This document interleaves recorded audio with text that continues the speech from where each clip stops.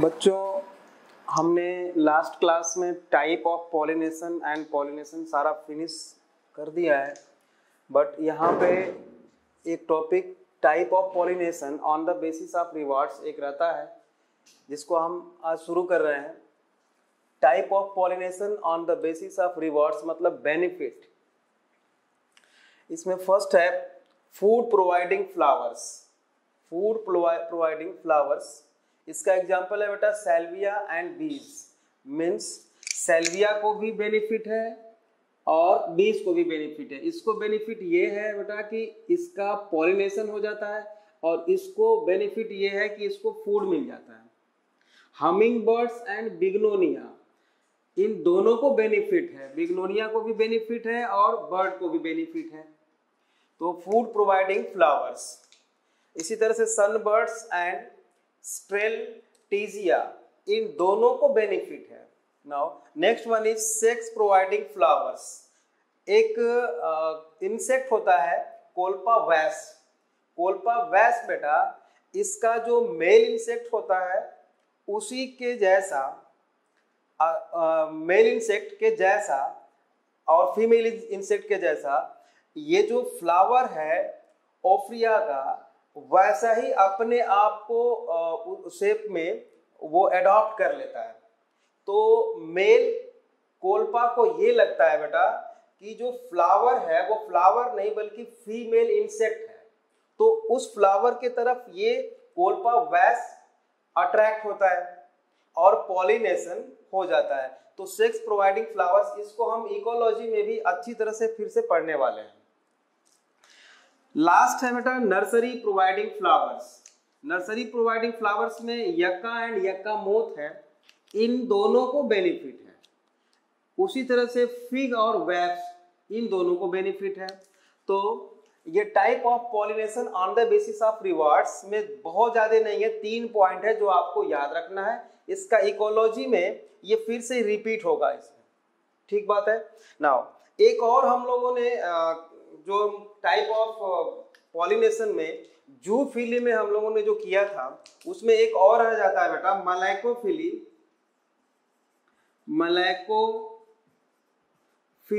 मलैकोफिली means होता है बेटा पॉलिनेशन बाय स्नेल।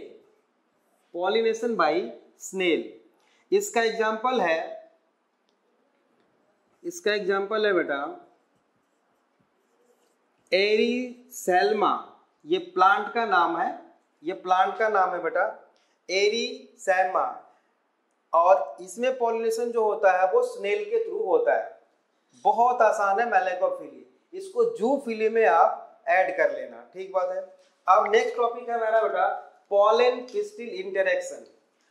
हमने पॉलिनेशन में माइक्रोस्पोरोजेनेसिस में देखा था कि पॉलन ग्रेन जो है कैसे पॉलन ग्रेन में एक वेजिटेटिव सेल और एक जर्म सेल बनता है, और जर्म सेल के अंदर कैसे 2 मेल गैमीट फॉर्म हो जाते हैं।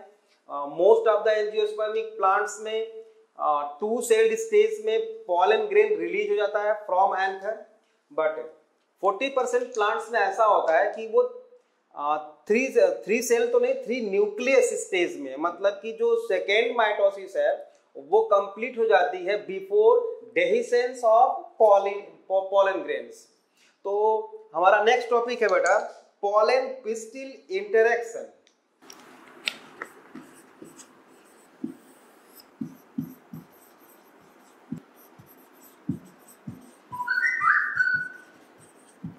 बेटा पॉलन पिस्टिल इंटरेक्शन में पॉलन 2 तरह के हो सकते हैं। एक तो right type pollen grains and wrong type pollen grains. Right type का मतलब होता है बेटा कि वो कंपैटिबिलिटी शो करता है, मतलब वो कंपैटिबल होगा। राइट टाइप मींस वो पॉलन ग्रेन्स जो कंपैटिबल होगा, और रॉन्ग टाइप मींस वो इनकम्पैटिबल होगा। कंपैटिबल और इनकम्पैटिबल का मतलब ये है बेटा कि जैसे मान लो कि ये जो है स्टिग्मा है और ये स्टाइल है और ये ओवरी है, तो यहाँ पे अगर पॉलन ग्रेन आ गया, ये स्टिग्मा और स्टाइल ये दोनों पॉलन ट्यूब बनाने के लिए अगर अलाउ करते हैं बेटा तब तो क्या है ये कंपैटिबल है, और नहीं अलाउ करते हैं तो क्या है ये इनकम्पैटिबल है। इन दोनों की मीनिंग आपको समझ में आ गई होगी, बिल्कुल अच्छी बात है। नेक्स्ट, अब अगर मान लीजिए कि अगर वो कंपैटिबल है, ठीक है, तो इसी को बोलते हैं कि पॉलन जो है पॉलन पिस्टिल इंटरेक्शन में स्टिग्मा अलाउ कर रहा है पॉलन ट्यूब फॉर्मेशन के लिए, बिल्कुल सही बात है। तो the ability of the pistil to recognise the compatible pollen grains is called pollen pistil interaction। इसको रिपीट करता हूं फिर से, आप लिखो। The ability of the pistil to recognize the compatible pollen is called pollen pistil interaction। Now next point is chemical of the pollen grains interact with the chemical present in the style or on stigma is called compatibility। अब इसको हम compatibility बोल रहे हैं, और compatibility को समझने के लिए बेटा compatibility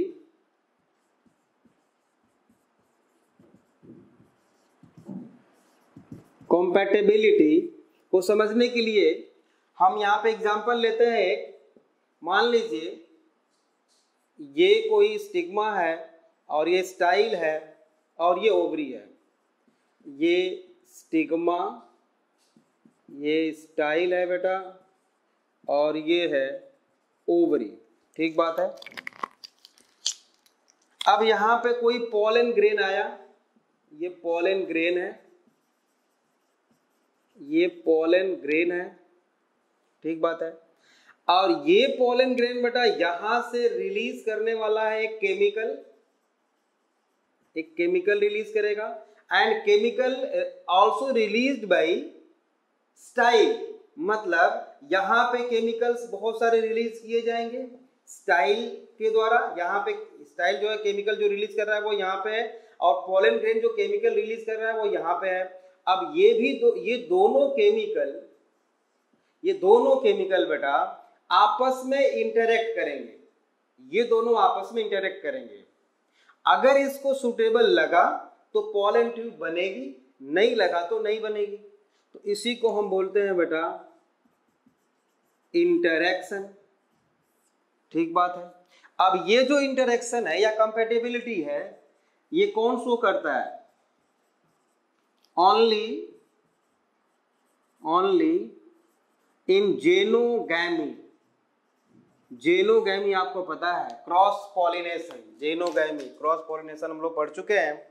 अच्छा, इसको और अच्छी तरह से हम देखते हैं ये जो इंटरेक्शन होता है वो कैसे होता है।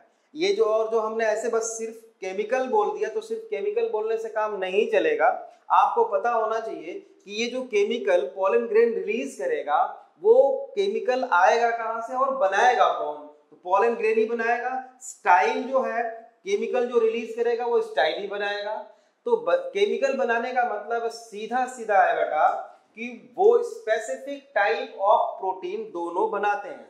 यहाँ पे जो केमिकल वर्ड यूज किया गया है वो स्पेसिफिक टाइप ऑफ प्रोटीन के लिए यूज किया गया है। और एक सेल जो प्रोटीन रिलीज करती है बेटा वो जो है उसके जीन का प्रोडक्ट होता है। मतलब अगर उसके पास जीन है, स्पेसिफिक टाइप ऑफ जीन है, तब वो प्रोटीन स्पेसिफिक प्रोटीन रिलीज करेगा, और नहीं है तो नहीं करेगा, ये हम जानते हैं। अब इसको और अच्छी तरह समझने के लिए बेटा थोड़ा सा 10th के जेनेटिक्स में हमें जाना पड़ेगा कि जेनेटिक्स में मेंडलिज्म में आपने पढ़ा है कि एलील क्या होते हैं और ट्रेट क्या होते हैं, ट्रेट, और कैरेक्टर्स क्या होते हैं बेटा, ये आपने पढ़ा हुआ है। कैरेक्टर्स, ट्रेट एंड एलील, ठीक बात है। थोड़ा सा आप हम टॉपिक से पीछे जा रहे हैं बेटा, इसको समझने की कोशिश करना। मान लो आपको याद है कि मेंडल ने क्या लिया था, एक टॉल प्लांट लिया था और दूसरा ड्वार्फ लिया था। तो टॉल प्लांट में हमने देखा था बेटा कि इसके 2 एलील होते हैं, मतलब टॉलनेस के लिए जो जीन रिस्पॉन्सिबल है बेटा, उसमें ये 2 जीन थे। ड्वार्फ के लिए भी 2 जीन थे जिनको हम स्मॉल लेटर से शो कर रहे थे, तो capital T capital T capital T small T. तो यहां पे आया था कैपिटल टी स्मॉल टी, मतलब कि all plants are tall, all plants are tall in F1 generation, class 10th में हमने पढ़ा था। तो ये जो है बेटा कैरेक्टर क्या हो गया, लेंथ, कैरेक्टर क्या हो गया बेटा, लेंथ। और इस कैरेक्टर के 2 ट्रेट हो गए, कौन कौन से, एक तो टॉल हो गया बेटा और दूसरा ड्वार्फ हो गया। समझ में आ रही है बात, कि मतलब टॉल और ड्वार्फ ये दोनों ट्रेट हैं लेंथ के, मतलब लेंथ एक कैरेक्टर हो गया। और टॉलनेस के लिए और ड्वार्फनेस के लिए जो रिस्पॉन्सिबल जीन होते हैं बेटा, उस जीन को हम बोलते हैं एलील। मतलब टॉलनेस के लिए या ड्वार्फनेस के लिए जीन तो कोई ना कोई होगा ना, जीन मतलब डीएनए का एक सेगमेंट होगा ना, बिल्कुल होगा, तो उसको हम बोलते हैं एलील। तो एक कैरेक्टर के लिए बेटा एक ऑर्गेनिज्म के पास सिर्फ 2 ही एलील होते हैं, लेकिन उस स्पीसीज के पॉपुलेशन में मोर देन 2 एलील भी हो सकते हैं। जैसे स्किन कलर देखो, किसी की ब्लैक है, किसी की ब्राउन है, सॉरी थोड़ा सा किसी की व्हाइट है, हम पूरे ह्यूमन पॉपुलेशन की बात कर रहे हैं, ठीक बात है, किसी का थोड़ा सा सांवला है एक्सेट्रा। तो मतलब ऐसा नहीं है कि केवल 2 ही जीन है, 2 ही एलील है पूरे पॉपुलेशन में और वो इस स्किन कलर के जीन को कलर को कंट्रोल कर रहा है, ऐसा नहीं है। मोर देन 2 है पूरे पॉपुलेशन में, मोर देन 2 एलील है। कितने हैं हम लोग जेनेटिक्स में पढ़ेंगे, वैसे आपको अगर जानना है तो याद रखो 3 पेयर ऑफ एलील होते हैं जो स्किन ह्यूमन में स्किन कलर को कंट्रोल करते हैं, के कैरेक्टर को कंट्रोल करते हैं। तो कैरेक्टर आपको समझ में आ गया, स्किन कलर है।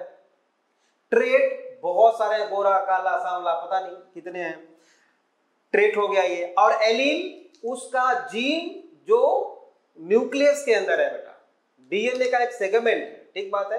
तो जो हमने इंटरेक्शन अभी बताया है आपको पॉलन और पिस्टिल में, वो जो केमिकल रिलीज करते हैं बेटा, मतलब वो प्रोटीन जो रिलीज करते हैं, उसके लिए कोई ना कोई जीन होगा और उसका कोई ना कोई एलील होगा, ठीक बात है। अब इसको और दूसरे तरीके से समझने की कोशिश करते हैं। देखो मान लो ये स्टिग्मा है और इस स्टिग्मा पे एक पोलन ग्रेन है, ये पोलन ग्रेन है, ठीक है, ये है बेटा पोलन ग्रेन, ये पोलन ग्रेन है, ठीक है। अच्छा, जीन्स ऑफ सेम स्पीसीज, यहां मैं लिख देता हूं जीन्स ऑफ सेम स्पीसीज। कौन से जीन्स, वही जो केमिकल की बात हम कर रहे हैं, ये आप अलग से यहीं पे लिखोगे, मैंने यहां पे लिख दिया है जीन्स ऑफ सेम स्पीसीज, ठीक है ना। पोलन ग्रेन का जो पोलन ग्रेन जो केमिकल रिलीज करता है, उसके लिए मैं बता रहा हूं। मान लो फॉर एग्जांपल उस पूरे स्पीसीज में एक जीन है जिसका नाम S1 है, दूसरा जीन है जिसका नाम S2 है, तीसरा जीन है जिसका नाम S3 है, इसी तरह से S4, S5, S6, ऐसे 1 2 3 4 5 6 जीन है उस पूरे स्पीसीज में। मोर देन 1 एलील हो सकते हैं, मैं बता रहा हूं, एक पर्टिकुलर स्पीसीज का के लिए एक पॉपुलेशन में। तो कोई स्पीसीज है जिसमें कि उसके पूरे पॉपुलेशन में S1, S2, S3, S4, S5 और S6 जीन्स हैं, ठीक बात है। लेकिन किसी एक ऑर्गेनिज्म में तो 2 ही होंगे, इसमें से कोई 2 ही होगा, बिल्कुल सही बात है। अब यहां पे जो मैंने बनाया है बेटा, मान लेते हैं कि इसमें से बेटा यहां पर S1 एंड S2 जीन इस पोलन ग्रेन के पास है, ठीक है, और यहां पे S1 और S2 है, मतलब यहां पे हम लिख रहे हैं, मतलब इसके सारे सेल्स में होंगे, मतलब यहां पे है स्टाइल के सेल में S1 और S2 जीन है, तो अब ये दोनों मैच कर गए ना, ये दोनों मैच कर गए, भले ही उसी स्पीसीज का है तो क्या हुआ, हम क्रॉस पॉलिनेशन पढ़ रहे हैं, क्रॉस पॉलिनेशन में भी कंपैटिबिलिटी और इनकंपैटिबिलिटी की बात होती है, सेल्फ पॉलिनेशन में तो होगा नहीं क्योंकि उसमें बहुत ज्यादा वेरिएशन नहीं होता। ठीक बात है। S1 एंड S2, यहां भी है S1 एंड S2, तो क्या ये अलाउ करेगा पॉलन ट्यूब बनाने के लिए? नहीं करेगा बेटा, पॉलन ट्यूब नहीं बनेगा। ठीक बात है। No formation of pollen tube, आप यहां पे लिख सकते हो चाहे तो, no formation of pollen tube. अब दूसरा है बेटा, मान लो यहां पे हम एक और बना दिया हमने, और इसमें पॉलन ग्रेन ये है, इसमें पॉलन ग्रेन ये है, इसमें है बेटा S1 एंड S3 मान लो है, S1 एंड S3 वाला जीन वाला पॉलन ग्रेन इस स्टिग्मा को पॉलिनेट कर दिया। ठीक बात है। यहां पर है, इसके सारे सेल्स में है S1 and S2, S1 and S2, यहाँ S1 S3 है, यहाँ पे S1 और S2 है। अब ये दोनों देखो मैच कर गया, मैच कर गया, ये भी पॉलन ट्यूब नहीं बनाने देगा, इसको कहेगा तू भाग जा यहां से, नहीं बनाना पॉलन ट्यूब। ठीक बात है। तो सेम स्पीसीज, ये दोनों पॉलन ग्रेन और ये जो दोनों पिस्टिल है, ये चारों के चारों सेम स्पीसीज के हैं, तो यहाँ पे हम क्या लिख दें इन दोनों के लिए बेटा, इन दोनों के लिए हम यहाँ पे लिखते हैं, ये दोनों के लिए हम लिखते हैं बेटा same species but not compatible, same species but not compatible. क्यों? बिकॉज सेम, क्या सेम? एलील, सेम एलील, यहां भी S1 S1 है, यहां पे तो सारे दोनों के दोनों हैं, सेम एलील हैं, तो इसी को बेटा हम बोलते हैं जेनेटिक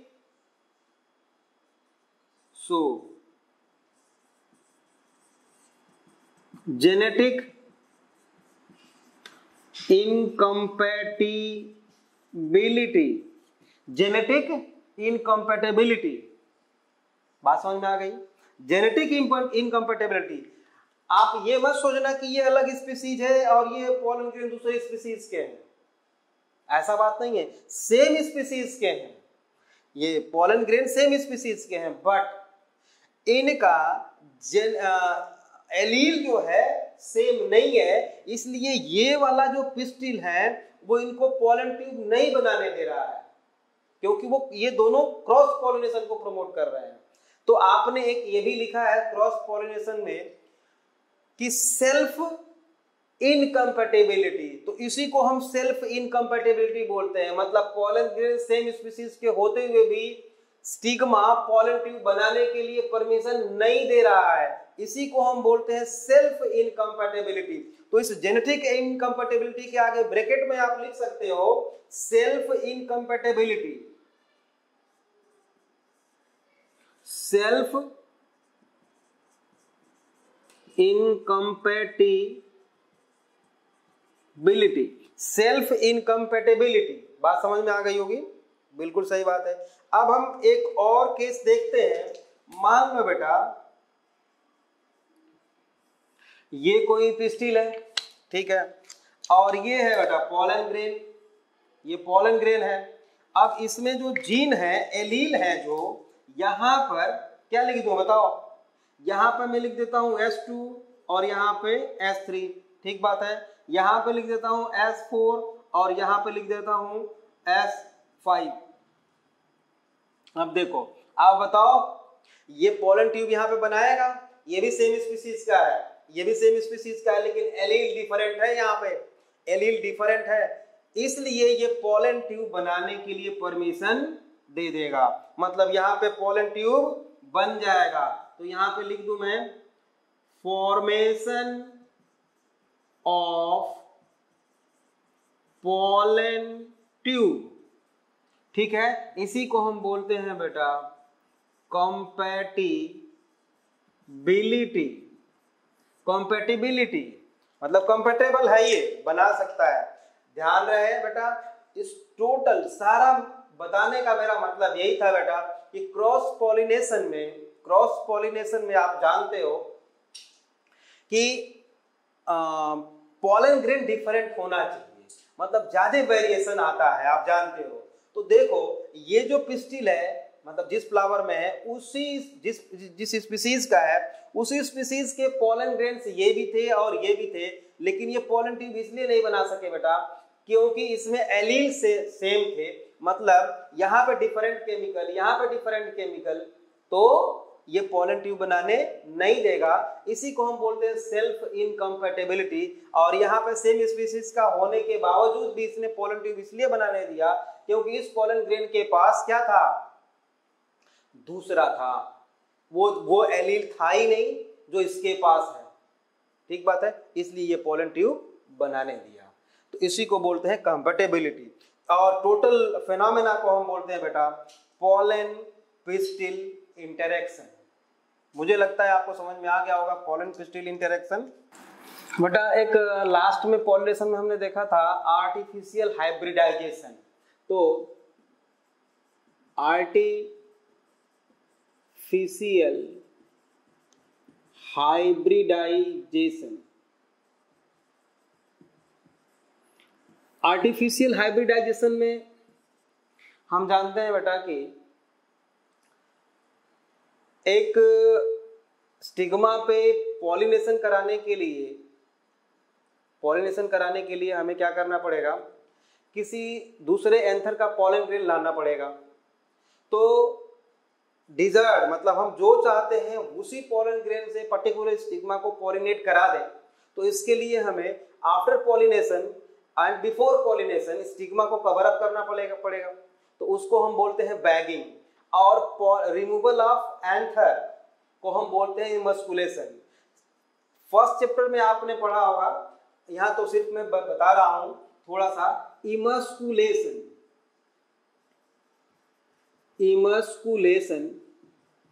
इमस्कुलेशन किसको बोलते हैं बेटा, removal of anther from flower, ठीक बात है। और बैगिंग बोलते हैं बेटा पूरे पिस्टिल को कवर अप करना, है ना, चीज पेपर से या बटर पेपर से उसको पैक कर देने को हम बोलते हैं बैगिंग। जिससे कि हमारा अगर हमने पॉलिनेशन करा दिया है तो कोई दूसरा पॉलन ग्रेन फिर से ना आ जाए वहां पे, है ना, बिफोर एंड आफ्टर पॉलिनेशन, ठीक बात है। तो ये रहा आर्टिफिशियल हाइब्रिडाइजेशन।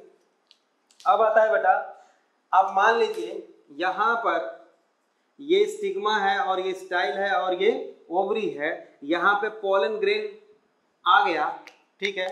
तो अब ये पॉलन ग्रेन क्या करेगा बेटा, जर्मिनेशन होगा, इसमें जर्मिनेशन होगा और पॉलन ट्यूब बनाएगा। पॉलन ट्यूब तभी बनाएगा जब इसमें जर्मिनेशन होगा, उसी को बोलते हैं पॉलन ग्रेन जर्मिनेशन। इसका आप लैब में एक्सपेरिमेंट भी करोगे, आपके लैब मैनुअल में दिया हुआ है कि पॉलन ग्रेन जर्मिनेशन, पॉलन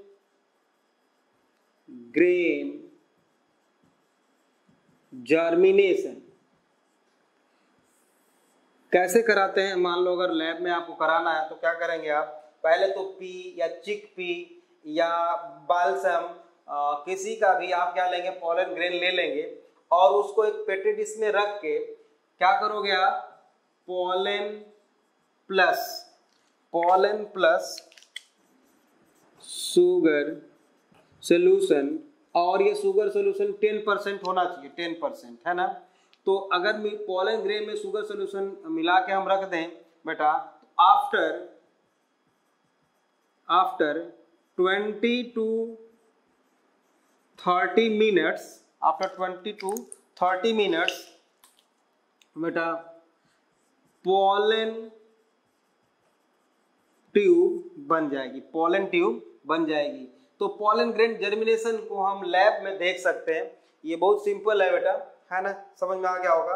अब हम देखते हैं कि पॉलन ट्यूब में क्या क्या होता है और उसका स्ट्रक्चर कैसा होता है ना। पॉलन ट्यूब बेटा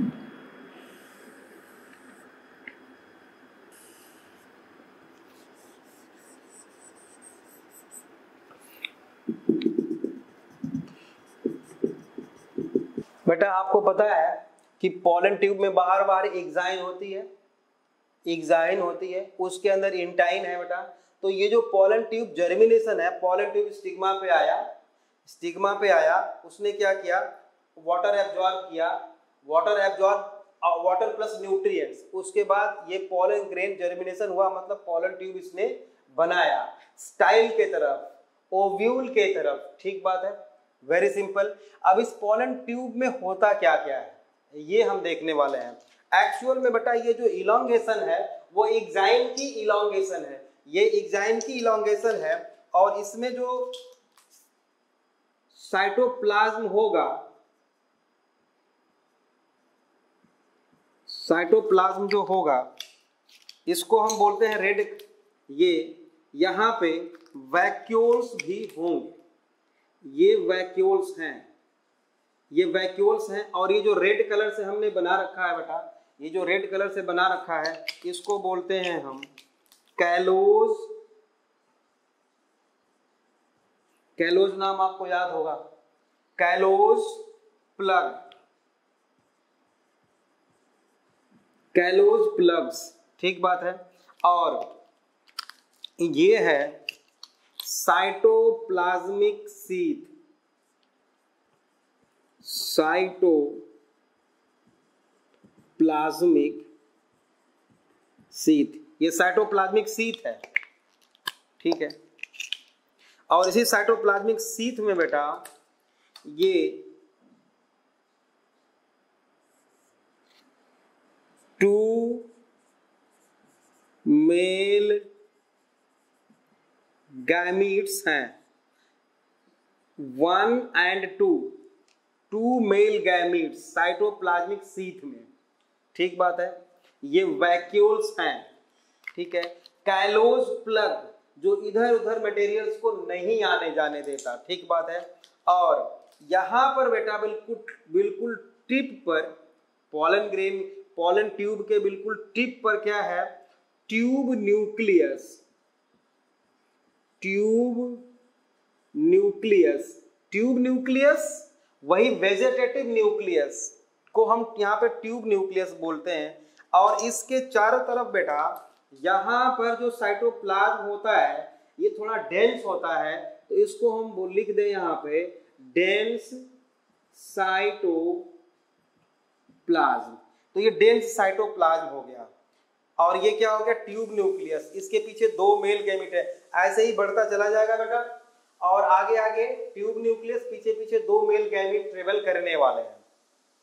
ठीक बात है, बिल्कुल।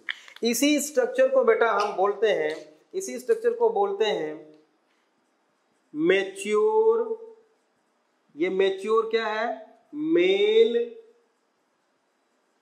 गैमेटोफाइट। जो कुछ भी यहाँ पे है सारा का सारा हैप्लॉइड है, इसलिए मेल गैमेटोफाइट है ना। मतलब मेल गैमेटोफाइट में क्या क्या है बेटा, pollen grain with pollen tube carry 2 male gamete. बिल्कुल सिंपल सी बात है। देखो यहाँ पे चाहो तो आप ब्रैकेट में लिख लो, यहाँ पे ब्रैकेट में लिख लो pollen grain with pollen tube, pollen grain with pollen tube carry male gamete. इसी को हम बोलेंगे मैच्योर मेल गैमेटोफाइट। ठीक बात है, बिल्कुल समझ में आ गया। अच्छा, अब है बेटा पोलन ट्यूब फॉर्मेशन। ये कैसे बनता कैसे है, थोड़ा सा उसको भी हम लिख देते हैं, या इधर मैं लिख देता हूं यहां पे। पोलन ग्रेन्स हैं बेटा।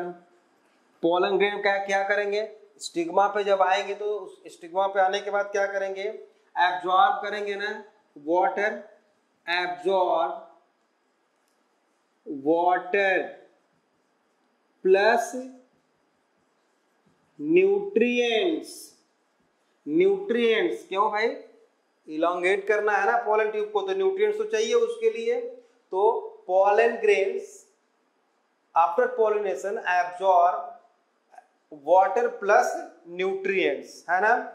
और ये किसके थ्रू एब्जॉर्ब करेंगे, आप जानते हो किसके थ्रू करेंगे, जर्म पोर के थ्रू। जर्म पोर किसको बोलते हैं, जर्म पोर किसको बोलते हैं बेटा, जहां पे एंजाइम नहीं है और या बहुत थिन है और वहां पे इंटाइन थोड़ा सा थिक होता है।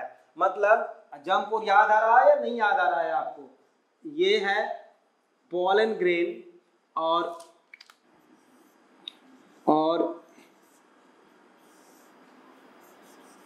ये है जर्म पोर, है ना। यहाँ पे जर्म पोर है जहां पे एंजाइम नहीं है, केवल इंटाइन है और इंटाइन थोड़ा थिक है, ठीक है। तो इसको हम लिख दें absorb water plus nutrients through germ pore. ये बात समझ में आ गई अच्छी तरह, ठीक है।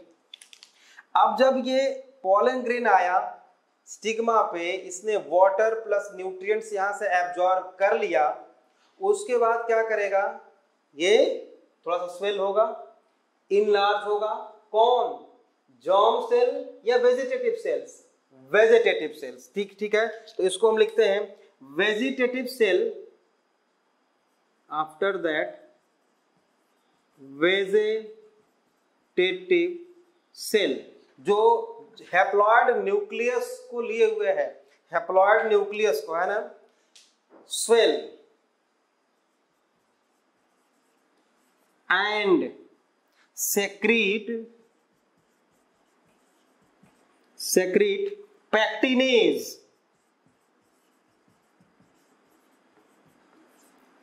बेटा ये एब्जॉर्ब किया और पेक्टिनेट सिक्रीट किया। पेक्टिनेज का एज लगा हुआ है, मतलब क्या है, ये एंजाइम है, मतलब हाइड्रोलाइटिक एंजाइम है, ठीक है। और एंड अदर हाइड्रोलाइटिक एंजाइम, तो ये क्या करेगा, मतलब स्टिग्मा पे आया और स्टिग्मा पे एंजाइम सेक्रेट किया पेक्टिनेज, जो स्टिग्मा के जो सेल्स के सेल वॉल में पेक्टिन है वो डिसॉल्व हो जाएगा और ये पोलन ट्यूब बनाना स्टार्ट कर देगा, ठीक बात है। तो पेक्टिन क्या लिख दे, pectinase and other hydrolytic enzymes and other hydrolytic enzymes. अब ऐसा हो गया, फिर इसके बाद क्या होगा बेटा, pollen tube formation, pollen tube formation. तो यहाँ पे पोलन ट्यूब कैसे बनता है बेटा, हमको अच्छी तरह से समझ में आ चुका है, आपको भी। अच्छा, पोलन ट्यूब फॉर्मेशन में कौन कौन से पॉइंट्स हैं जो हमें अच्छी तरह से याद रखना है, उसको चाहो तो हम जितना भी हमने बताया अभी इसको हम लिख लेते हैं। पोलन ट्यूब फॉर्मेशन में पहला पॉइंट लिखिए, pollen tube is glandular, pollen tube is glandular और क्या है, secretary,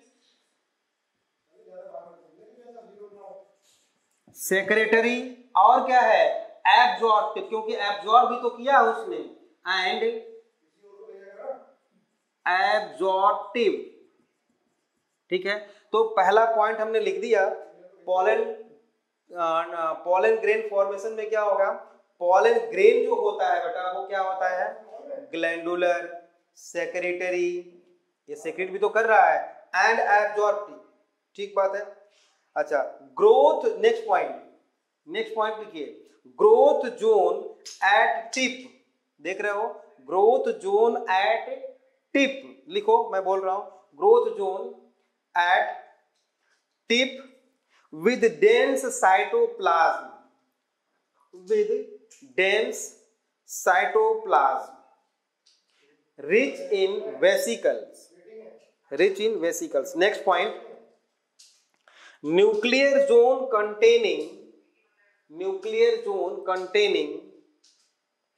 tube nucleus and two male gametes, Next, next point, वैक्यूलाइजेशन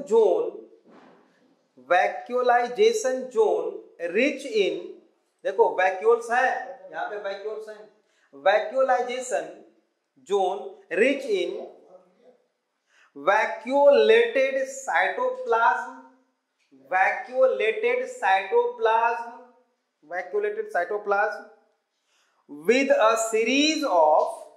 with a series of बोलो क्या, कैलोज, सीरीज ऑफ कैलोज, ठीक है, सीरीज ऑफ कैलोज प्लग्स लिख लेना, callose plugs to separate other with other, ठीक बात है, सेपरेट विद अदर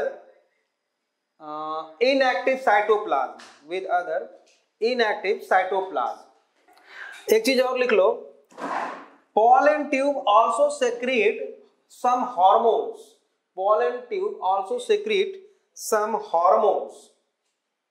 ठीक बात है। तो ये हमारा pollen tube फॉर्मेशन कंप्लीट हुआ यहीं पे।